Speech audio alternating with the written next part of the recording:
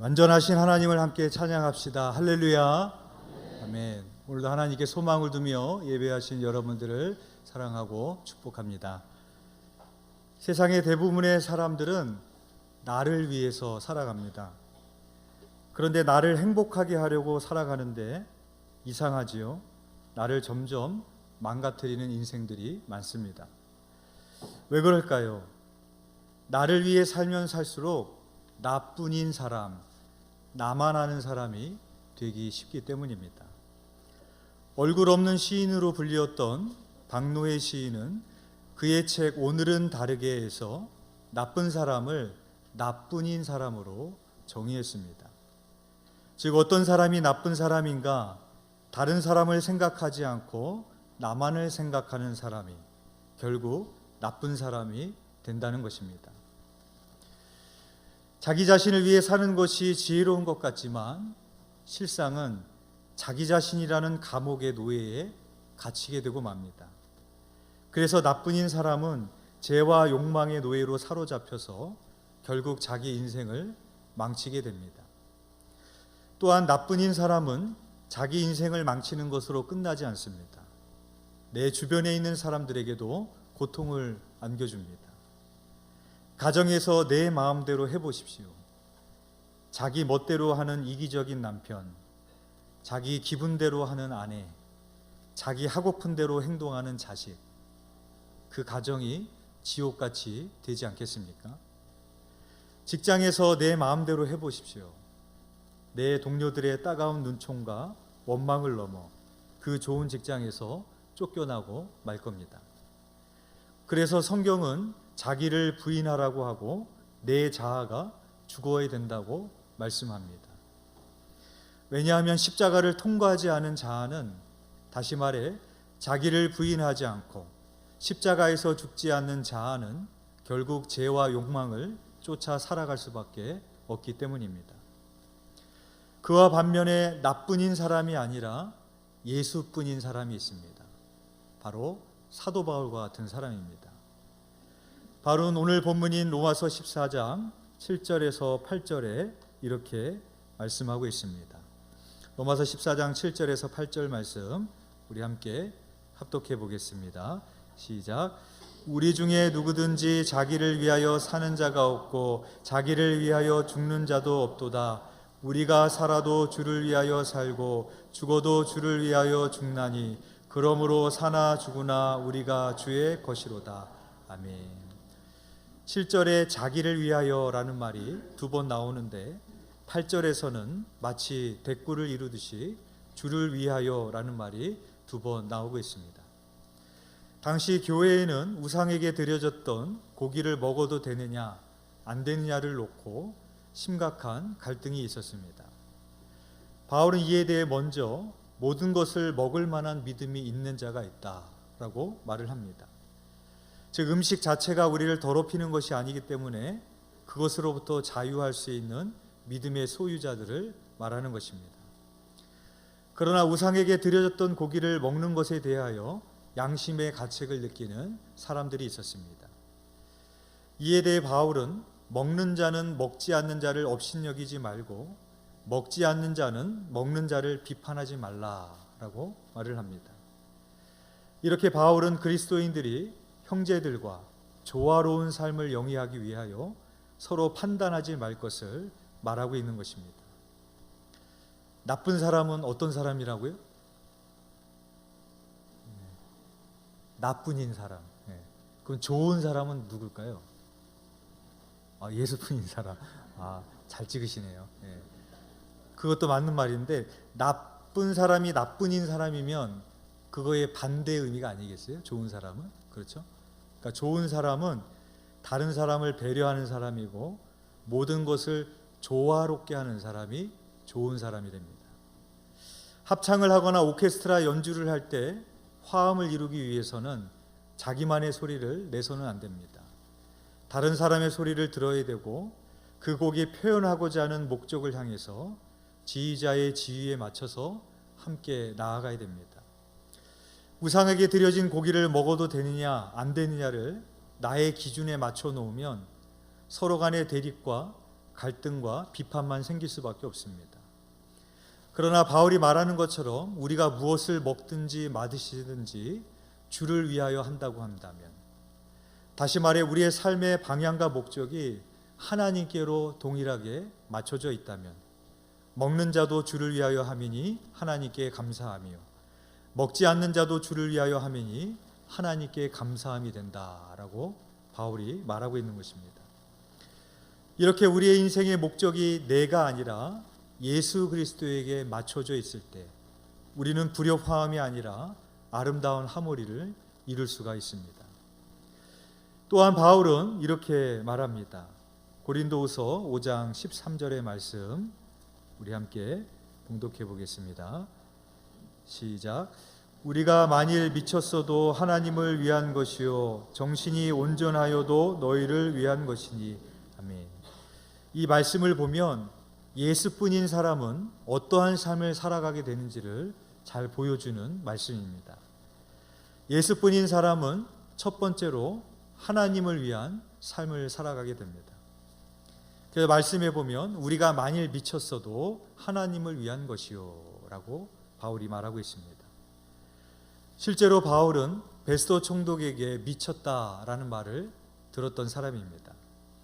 사도행전 26장에 보면 바울이 아그리빠 왕과 베스도 총독 앞에서 그리고 여러 사람 앞에서 재판을 받습니다. 사도행전 26장 1절의 말씀입니다. 아그리빠가 바울에게 이르되 너를 위하여 말하기를 내게 허락하노라 하니 이에 바울이 손을 들어 변명하되. 아그리빠 왕이 말하고 있는 것처럼 너를 위하여 말하기를 내가 허락한다라고 말하고 있습니다. 즉 너의 생명을 위해서 너를 위해 변호해라, 최후 발언을 해라, 그렇게 시간을 주고 있는 것입니다. 그런데 바울의 변명은 자신을 살려달라는 변명이 아니었습니다. 무려 21절에 걸쳐서 자기가 만난 예수님을 전합니다. 그래서 그 모습을 지켜봤던 베스도가 이렇게 말을 합니다. 사도행전 26장 24절의 말씀입니다. 바울이 이같이 변명하매 베스도가 크게 소리내어 이르되 바울아 내가 미쳤도다. 내 많은 학문이 너를 미치게 한다 하니.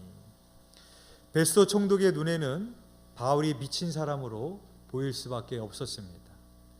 자기의 생명을 위해서라면 어떻게든 자기를 변호하고 변명해야 될 그 상황 속에서 지금 나를 이 상황으로 만들어 온 그 예수 그리스도를 나의 구주로 전하고 있는 바울의 그 모습은 영락없이 미친 사람으로밖에 보일 수 없었을 것입니다.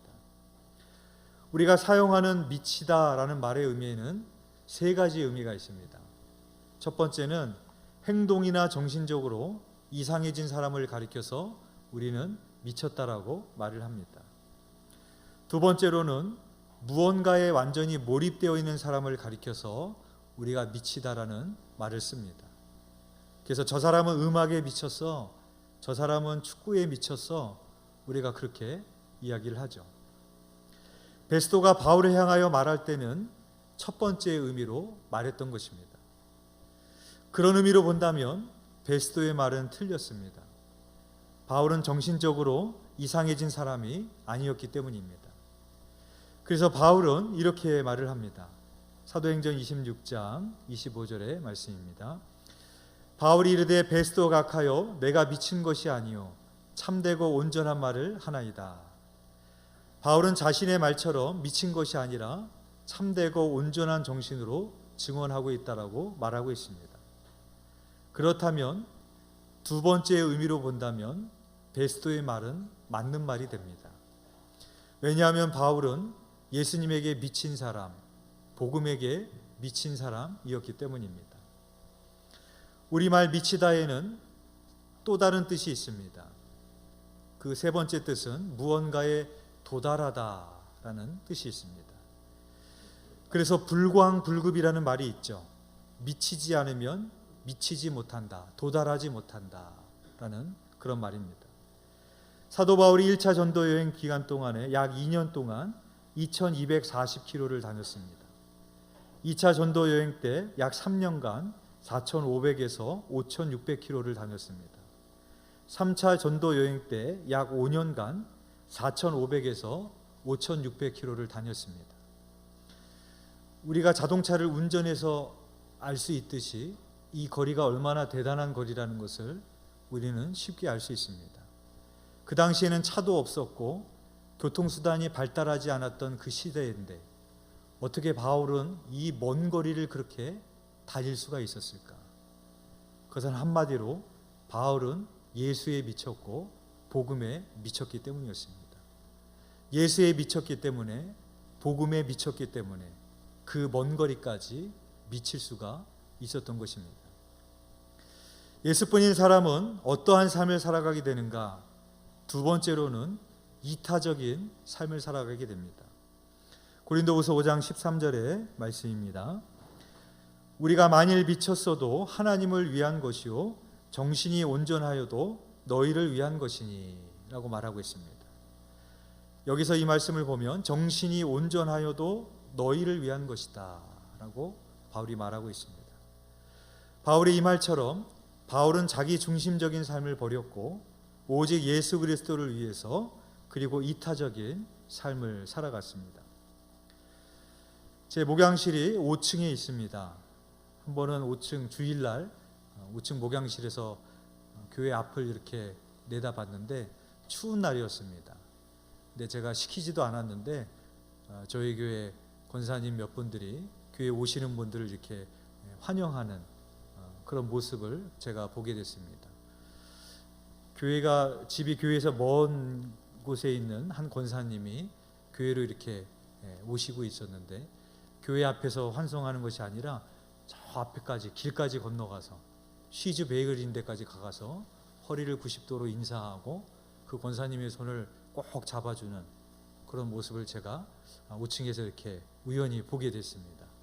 그 모습을 보면서 드는 생각이 목사보다 낫다 그런 생각을 갖게 됐고요. 그 모습을 보면서 저도 모르게 입가에 미소가 이렇게 싹 번지더라고요. 참 보기 좋더라고요. 여러분은 언제 이 세상이 좀 더 살맛나고 훈훈한 세상이라고 느껴지십니까? 그것은 바로 나만을 생각하는 것이 아니라 나보다 다른 사람들을 더 생각할 때 우리가 사랑하는 세상이 더 살맛나는 세상이요 훈훈한 세상으로 느껴지지 않으십니까? 바울은 바로 예수뿐인 사람이었고 또 자기를 위한 사람이 아니라 이타적인 삶을 살아갔던 인생이었음을 보게 되어집니다. 그러면 무엇이 바울로 하여금 이렇게 예수뿐인 사람으로 살게끔 만들었을까? 그 뒤에 나오는 고린도후서 5장 14절 말씀을 보면 우리가 그 답을 찾을 수가 있습니다. 제가 읽겠습니다. 그리스도의 사랑이 우리를 강권하시는도다 라고 말하고 있습니다. 여기서 강권하시는도다 라는 말 앞에 일자가 붙어 있습니다. 성경 밑에 내려가 보시면 주해가 달려 있는데 또는 끄는도다 라고 되어 있습니다. 즉 예수 그리스도의 사랑이 나를 이렇게 끌고 갔다라는 겁니다. 즉 예수 그리스도의 사랑이 나를 이런 사람으로 만들었다라는 말입니다. 오늘 말씀을 준비하면서 생각나는 노래가 있었습니다. 고용원 씨가 만든 오직 주의 사랑에 매여라는 그런 찬양입니다. 우리 한번 같이 불러보실까요?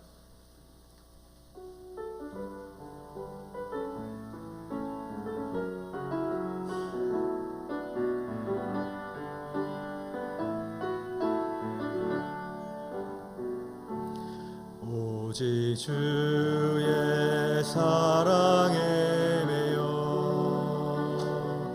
내 영 기뻐 노래합니다. 이 소망의 언덕 기쁨의 땅에서 주께 사랑 드립니다. 오직 주의 임재 안에 갇혀 내 영 기뻐 찬양합니다. 이 소명의 언덕 거룩한 땅에서 주께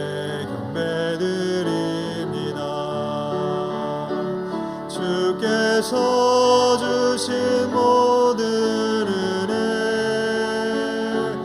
나는 말할 수 없네.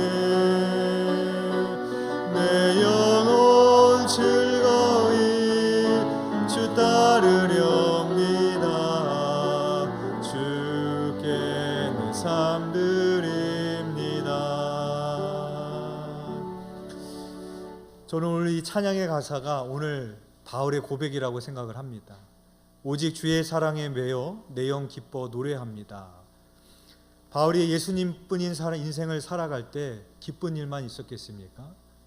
기쁜 일보다 힘든 일이 훨씬 더 많았을 겁니다. 억울한 일, 슬픈 일, 원통한 일, 어려운 일, 상처받는 일, 그 수많은 일이 많았지만 나를 강권하시는 그 사랑에 매여 갔기 때문에 내 영은 기뻐한다라고 그렇게 노래하고 있습니다. 이 소망의 언덕 기쁨의 땅에서 주께 사랑드립니다.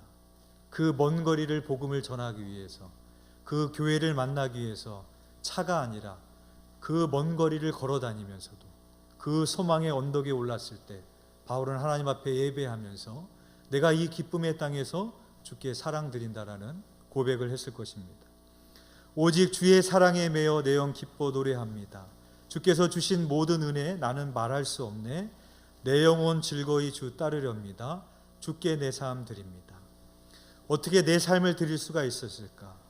그것은 바로 나에게 주신 모든 은혜, 그 은혜가 나를 강권하여서 끌고 가기 때문에 바울은 예수뿐인 사람으로 살아갈 수밖에 없었던 것입니다. 부활하신 예수님께서 베드로에게도 사명을 주시면서 이와 같이 말씀하셨습니다. 요한복음 21장 18절의 말씀입니다. 내가 진실로 진실로 내게 이르노니 내가 젊어서는 스스로 띠띠고 원하는 곳으로 다녔거니와 늙어서는 내 팔을 벌리리니 남이 내게 띠띠우고 원하지 아니하는 곳으로 데려가리라. 젊어서는 나뿐인 인생을 살았던 베드로였다면, 그래서 내가 원하는 곳으로 다녔던 베드로였다면, 이제는 나이가 들어서 강권하신 예수 그리스도의 사랑이 너를 원치 않은 곳으로 끌고 갈 것이다 라는 그런 예언적인 말씀이었습니다. 주님을 부인하였던 베드로가 어떻게 십자가에 거꾸로 매달려 순교하기까지 주님을 위해서 사는 사람이 될 수 있었겠습니까? 3년 동안 나와 동고동락하시면서 자기의 삶을 들여 나를 아낌없이 사랑을 베푸셨던 그 주님을 배신하고 부인하고 도망갔던 나에게 찾아오시고 용서하시고 사랑하시며 믿어주시며 사명을 맡겨주셨던 그 예수 그리스도의 사랑이 베드로를 강권하여 끌고 갔기 때문에 가능했던 일이었을 것입니다. 교도소는 악한 사람을 선한 사람으로 교도하는 곳입니다. 그래서 이름을 교도소라고 지었습니다. 그런데 실상은 교도소에서 10명이 형기를 마치면 출소한 뒤에 다시 들어오는 사람이 6명 정도가 된다고 합니다. 죄수들은 교도소에서 교화되기는 보다 오히려 서로의 범죄 기술을 교환해 오히려 더 나쁜 죄를 짓게 되는 경우가 많습니다. 교도소는 사람을 변화시키는 곳이 아닙니다. 징계와 채찍은 결코 사람을 변화시키지 못합니다. 사람을 변화시키는 곳은 교회입니다. 왜냐하면 예수 그리스도의 강권적인 사랑만이 우리를 변화시킬 수 있기 때문입니다. 그러면 여러분, 바울만 그 사랑을 받은 겁니까? 오늘 베드로만 그 강권하신 사랑을 베드로만 받은 겁니까? 아닙니다. 오늘 본문이 우리들에게 이렇게 증거하고 있습니다. 고린도후서 5장 15절의 말씀입니다. 우리 함께 봉독하겠습니다. 그가 모든 사람을 대신하여 죽으심은 살아있는 자들로 하여금 다시는 그들 자신을 위하여 살지 않고 오직 그들을 대신하여 죽었다가 다시 살아나신 이를 위하여 살게 하려 함이라. 아멘. 이 15절 말씀에 보면 그가 모든 사람을 대신하여 죽으심이라고 말하고 있습니다. 즉 예수 그리스도의 십자가의 죽음은 바울만을 위한 것이 아니고 베드로만을 위한 것이 아니고 우리를 모두를 위하신 강권하신 사랑이었습니다. 즉 베드로와 바울이 받았던 예수 그리스도의 사랑이 우리들에게도 동일하게 임해 주셨다라는 것입니다. 그 예수 그리스도의 사랑과 은혜를 받은 자라면 어떻게 살아가야 될 것인가? 이렇게 말하고 있습니다. 다시는 그들 자신을 위하여 살지 않고 오직 그를 대신하여 죽었다가 다시 살아나신 이를 위하여 살게 하려 함이라 라고 말씀하고 있습니다. 바울과 베드로만 예수뿐인 사람으로 살게 하시기 위함이 아닙니다.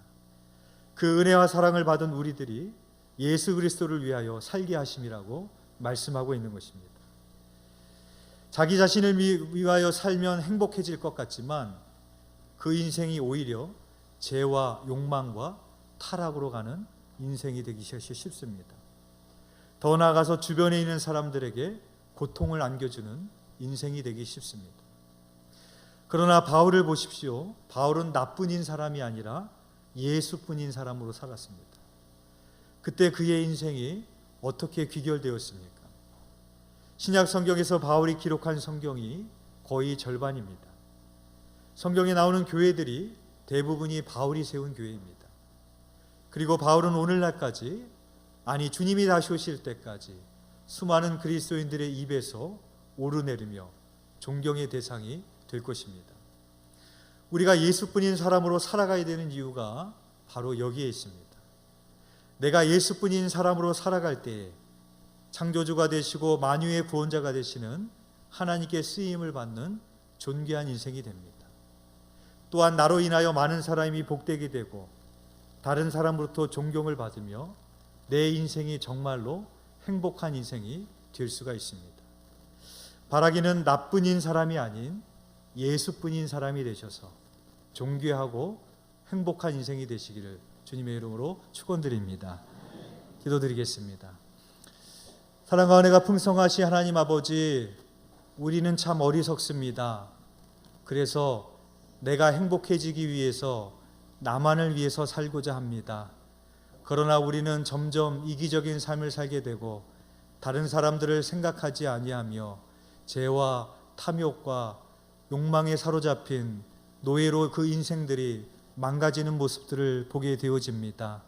참으로 오늘 우리에게 주신 말씀처럼 예수뿐인 인생으로 살아가는 것이 가장 존귀한 인생이요 복된 인생임을 깨달아 아는 지혜로운 자가 되게 하여 주시사 우리의 삶이 예수뿐인 인생이 될 때 참으로 나의 삶이 복된 인생이 되게 하시고 나로 말미암아 또 누군가가 또 예수 그리스도로 말미암아 복된 인생이 되는 복의 통로가 되어지는 삶이 될 수 있도록 사용하시고 축복하여 주옵소서.